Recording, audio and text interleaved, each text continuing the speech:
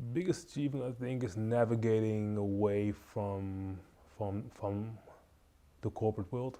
I was lucky enough to link up with Evie and the Word Up crew, and well, we've been working to make it bigger. And I was so I was in IT over there, and I was lucky enough to work with a manager who, let me do my own thing. Like I speak about doomsday a lot in my music and in my spoken word pieces, or like I joke often that until everything gets broken down, and we have some Mad Max kind of aftermath to rise again.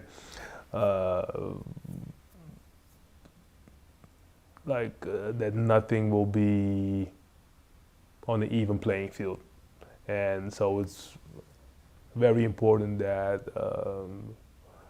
we keep using our voices and keep interacting, talking, making art, sharing our thoughts,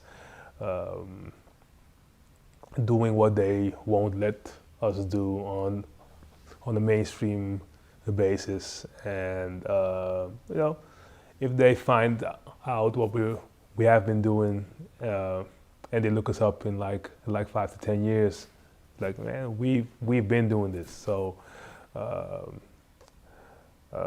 always say that I'm not the overnight nothing. You just overnight spotting, and so it's a good thing to do. Thank you. I have one question that I forgot to ask you, your biggest achievement. And the achievement could be, sometimes you get awards and all of that, but that's all good. But Yeah. what for you personally? Are you all right, Colina? Yeah, just drinking water. Okay.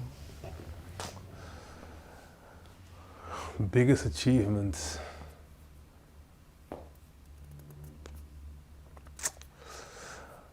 Biggest achievement I think is navigating away from the corporate world. I think anything I've done, good or bad, before that was kind of bullshit. Can you tell me a bit about that? That transition? What were you doing before and how did you move? I've been working for major corporations for like a long time. Lastly was a big bank in Holland. Been in IT over there. Was there for 10 years. And I could easily have been there until my old age, but nothing there. What you do there, it doesn't matter. And at some point, you have to think what's important to you in life. And I was lucky enough to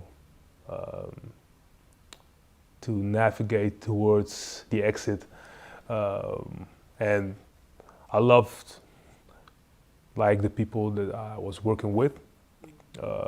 We had like a great time, but the environment, and if you look deeper into what your company is doing, like I found out they were investing into nuclear weapons and stuff. With a conscious mind, you cannot support that. So for the last 5 to 6 years, I've been looking to navigate away from that.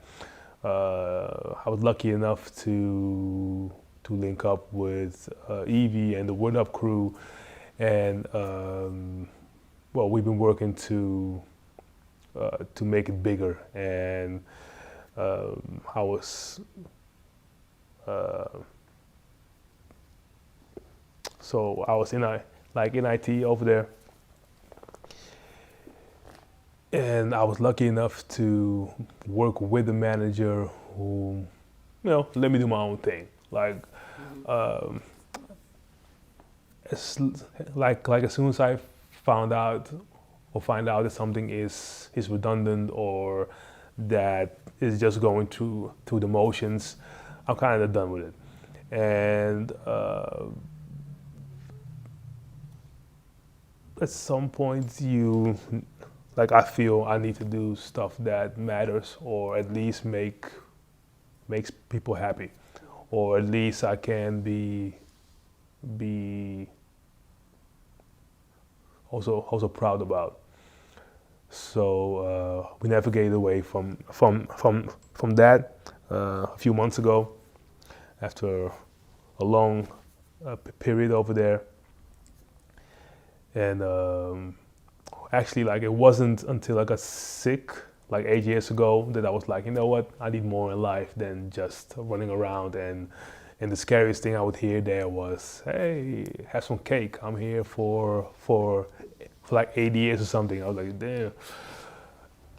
Yeah. So you just had a new idea for yourself. You wanted to really go for your dreams. Yeah, like most of these jobs that we are doing now in those environments, like it doesn't matter.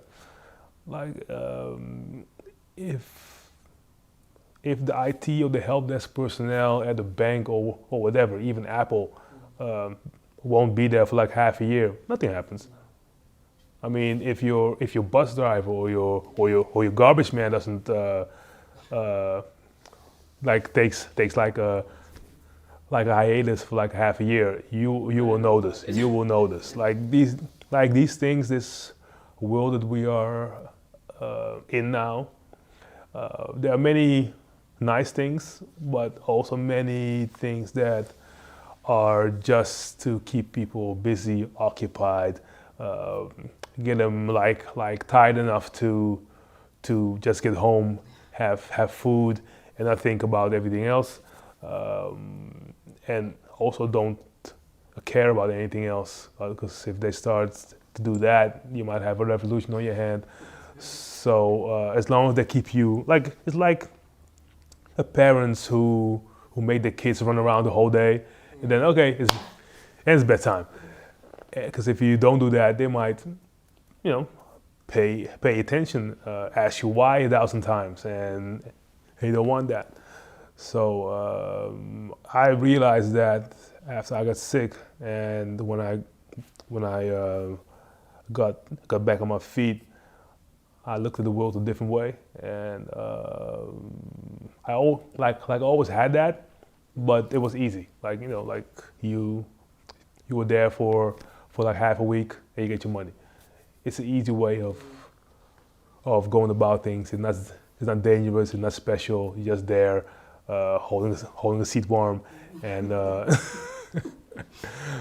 but at some point. Greatness isn't found in mediocrity, and everybody can do that. But if you want to affect people or make a change, it's not there. For me, in the UK, you kind of went through primary all the way kind of secondary, and then you start going off either university or vocational, blah, blah, blah. Mm-hmm. What I noticed, correct me if I'm wrong, is in the Netherlands, you start branching off a little bit early. So I'm meeting a lot of creative people who are like, oh, I was a nurse, then I became a poet. I was this, then I became, like, you had to kind of go around a little bit to come back to who you were. Am I getting it wrong, or? At what age do you in England, you can differentiate? go all the way to like 17, 18, 19. Okay, wow. Before you're either sent to like trade school or whatever. Okay, wow. But you can jump off if you want. Like if your Yeah. parents are clear, like academia is not for them. But they generally push you Yeah. all the way. No, here's like 11 to 13. You have to make a decision, initial one, based on your scores. Usually, it depends on how your teacher also. Yeah. And after that, like you can't reach anything, but it will take you 2 to 4 years longer to reach that point. And a creative thing is seen as a lesser thing. Mm-hmm. So like until you until you reach like a creative college or something. That's a good thing. But if you are leaving elementary school and you get diagnosed with like a creative side, then it's also like usually at a lower level than a history or like a science interest. Oh. Yeah, so that's true. Yeah. And your journey, do you feel that the IT was a little bit of diversion to your creative path, or Oh, no, you had no. to go through that to find your way? No. Like I've been doing many things before. Also, like IT was just a thing that came onto my path, just to get a paycheck. It was never my intention. Even with my last job at the bank, I came there in 2009 during the big bank meltdown. And I was like, you know what? Let's stay here for like a year, and I'm I'm out of here. Didn't realize that it would take years. And after that, after everything picked up again, it was already like 3 to 4 years later. And then it's like, how do I get out of here? And but I've always been active besides work. Like work was never my thing. Like it was never my life. Some people have that as their life. Like work and then go home, maybe with the family thing. But work is a thing. Like for me, like I do 1,000 things besides work or even during work. I didn't care. But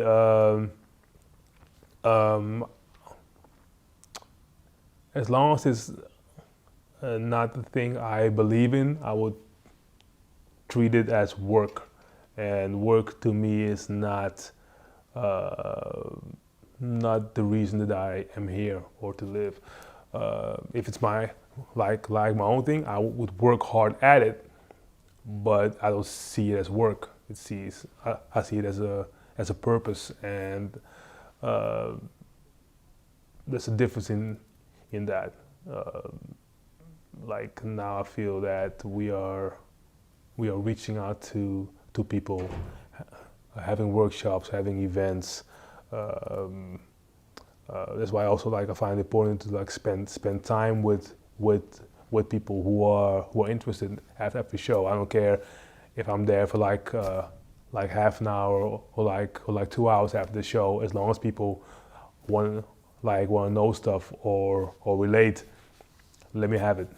And I also show a genuine interest into artists who get it on our stages, if they need a push or if they could be better. I try to help them out because the more people who are better at their art or their skill, the nicer it's going to be over here. Well, I think that's all my questions. Thank you so much. Thank you. Please like and subscribe. Shout at Hues Films.